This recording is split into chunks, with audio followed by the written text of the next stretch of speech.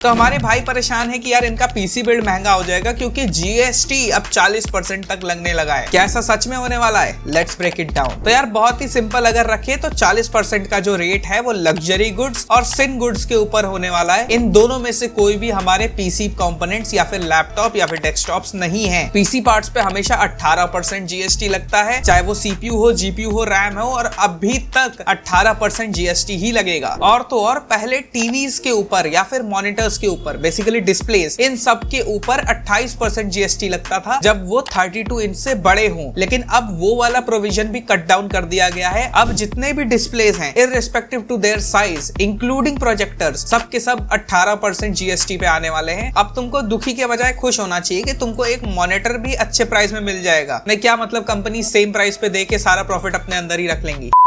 यार एनीवेज, अगर अच्छा लगा और चीजें क्लियर हुई तो भाई लाइक कर देना, और कोई भी क्वेरीज है तो कमेंट सेक्शन में लिख देना, और फॉलो करके रख लेना क्विक टेक को।